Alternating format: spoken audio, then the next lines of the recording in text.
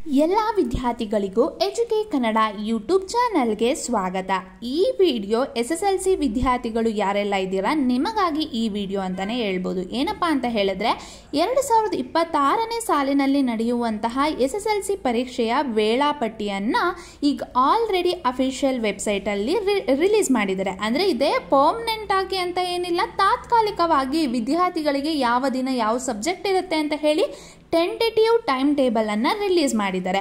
So ವಿದ್ಯಾರ್ಥಿಗಳು ಯಾರೆಲ್ಲ SSLCಯನ್ನು ಓದ್ತಾ ಇದ್ದೀರಾ ನಿಮಗೆ ಗೊತ್ತಾಗಬೇಕಲ್ವಾ ಯಾವ ದಿನ ಯಾವ ಸಬ್ಜೆಕ್ಟ್ ಇರುತ್ತೆ ಅಂತ ಹೇಳಿ.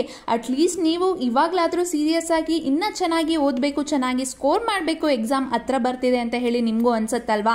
ಅದಕ್ಕಾಗಿ ಒಂದು ಟೆಂಪ್ರವರಿಯಾಗಿ ಒಂದು ಟೈಮ್ ಟೇಬಲ್ ಅನ್ನು ಕೊಟ್ಟಿದ್ದಾರೆ, ಟೆಂಟೇಟಿವ್ ಟೈಮ್ ಟೇಬಲ್ ಅಂತ ಹೇಳಿಬಿಟ್ಟು. ಇದು ಹೀಗೆ ಇರುತ್ತೆ ಅಂತ ಏನಿಲ್ಲ, ಅಕಸ್ಮಾತ್ ಏನಾದರೂ ಸ್ವಲ್ಪ ಚೇಂಜಸ್ ಕೂಡ ಆಗ್ಬೋದು. ಬಟ್ ನಿಮಗೆ ಪ್ರಿಪರೇಷನ್ಗೆ ಹೆಲ್ಪ್ ಆಗಲಿ ಅಂತ ಹೇಳಿಬಿಟ್ಟು ಬೋರ್ಡ್ ಕಡೆಯಿಂದ ಟೆಂಟೇಟಿವ್ ಟೈಮ್ ಟೇಬಲ್ ಅನ್ನು ರಿಲೀಸ್ ಮಾಡಿದ್ದಾರೆ. ಸೊ ಯಾವ ದಿನ ಯಾವ ಸಬ್ಜೆಕ್ಟ್ ಇರುತ್ತೆ ಅಂತ ಹೇಳಿ ನೋಡ್ಕೊಂಡು ಬರೋಣ ಬನ್ನಿ. ಅದಕ್ಕೂ ಮುಂಚೆ ನೀವೇನಾದರೂ ನಮ್ಮ ಚಾನಲನ್ನು ಇನ್ನೂ ಸಬ್ಸ್ಕ್ರೈಬ್ ಮಾಡಿಲ್ಲ ಅಂತಂದರೆ ಮರಿದೆ ಎಜುಕೆ ಕನ್ನಡ ಯೂಟ್ಯೂಬ್ ಚಾನಲ್ಗೆ ಸಬ್ಸ್ಕ್ರೈಬ್ ಮಾಡಿ, ಹಾಗೆ ಪಕ್ಕದಲ್ಲಿರುವಂತಹ ಬೆಲ್ ಐಕನ್ನ ಪ್ರೆಸ್ ಮಾಡಿ. ಬನ್ನಿ ವಿಡಿಯೋನ ಸ್ಟಾರ್ಟ್ ಮಾಡೋಣ.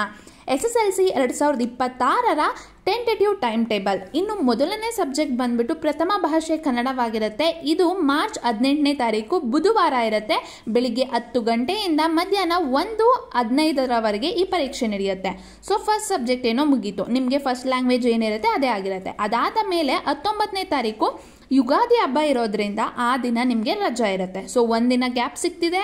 ಮತ್ತೆ 20ನೇ ತಾರೀಕು ಮ್ಯಾಥಮೆಟಿಕ್ಸ್ ಇರುತ್ತೆ, ಗಣಿತ ಇರುತ್ತೆ. ಶುಕ್ರವಾರ ಬಂದು 20ನೇ ತಾರೀಕಾಗಿರುತ್ತೆ.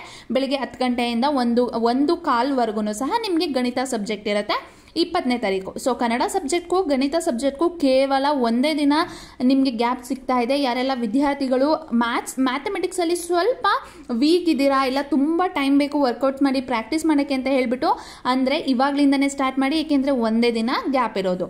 ಇನ್ನು 20ನೇ ತಾರೀಕು ಗಣಿತ ಸಬ್ಜೆಕ್ಟ್ ಆಗ್ತಿದೆ. ಹಾಗೆಯೇ 21ನೇ ತಾರೀಕು ಶನಿವಾರ ಇದೆ. ಅದೇ ರೀತಿ ರಂಜಾನ್ ಇರೋದ್ರಿಂದ ಅವತ್ತು ಸಹ ನಿಮಗೆ ರಜೆ ಸಿಗ್ತಾ ಇದೆ. 21ನೇ ತಾರೀಕು ಶನಿವಾರ, ಅವತ್ತು ಎಕ್ಸಾಮ್ ಇರೋದಿಲ್ಲ. 22ನೇ ತಾರೀಕು ಭಾನುವಾರ, ಅವತ್ತು ಕೂಡ ಎಕ್ಸಾಮ್ ಇರೋದಿಲ್ಲ.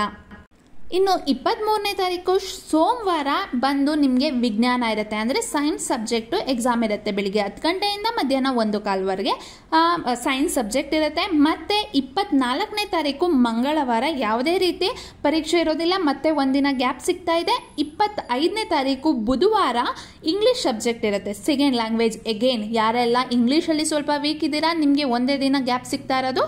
ಸ್ವಲ್ಪ ಚೆನ್ನಾಗಿ ಪ್ರಿಪೇರ್ ಆಗಿ. ಈಗ ಇಂಗ್ಲೀಷ್ ಸಬ್ಜೆಕ್ಟು ಮುಗಿತಿದೆ. ಹಾಗೆಯೇ 26ನೇ ತಾರೀಕು ನಿಮಗೆ ಯಾವುದೇ ರೀತಿ ಎಕ್ಸಾಮ್ ಇರೋದಿಲ್ಲ. 27ನೇ ತಾರೀಕು ಸಹ ಯಾವುದೇ ರೀತಿ ಎಕ್ಸಾಮ್ ಇರೋದಿಲ್ಲ. ಅಂದರೆ ಗುರುವಾರ ಶುಕ್ರವಾರ 2 ದಿನ ಗ್ಯಾಪ್ ಸಿಗ್ತಾ ಇದೆ.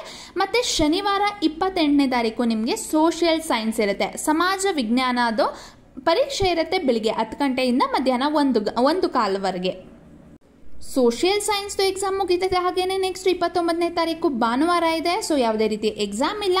ಮತ್ತು ಸೋಮವಾರ 30ನೇ ತಾರೀಕು ಲಾಸ್ಟ್ ಸಬ್ಜೆಕ್ಟ್ ಬಂದು ನಿಮ್ಮದು ಹಿಂದಿ ಆಗಿರುತ್ತೆ. ಸೊ ಥರ್ಡ್ ಲ್ಯಾಂಗ್ವೇಜ್ ಯಾರೆಲ್ಲ ಹಿಂದಿಯನ್ನು ಚೂಸ್ ಮಾಡ್ತಿದ್ದೀರಾ ಅವತ್ತಿರುತ್ತೆ. ಅಂದರೆ ಸೋಮವಾರ 30ನೇ ತಾರೀಕು ಮಾರ್ಚ್ ಬೆಳಿಗ್ಗೆ 10 ಗಂಟೆಯಿಂದ ಮಧ್ಯಾಹ್ನ 1 ಗಂಟೆವರೆಗೂ ಸಹ ಇರುತ್ತೆ. ಸೊ SSLC ವಿದ್ಯಾರ್ಥಿಗಳು ಕರ್ನಾಟಕ ಸ್ಟೇಟ್ ಬೋರ್ಡಲ್ಲಿ ಓದ್ತಾ ಇರೋರಿಗೆ ಸೊ 6 ಸಬ್ಜೆಕ್ಟು ಎಲ್ಲ ಕವರ್ ಆಯ್ತಲ್ವಾ. ಯಾವತ್ತು ದಿನ ಯಾವ ಸಬ್ಜೆಕ್ಟ್ ಇರುತ್ತೆ, ಎಷ್ಟು ಗ್ಯಾಪ್ ಸಿಗ್ತಾ ಇದೆ ಅಂತ ಹೇಳಿ ನಿಮಗೆ ಗೊತ್ತಾಯ್ತಲ್ವಾ.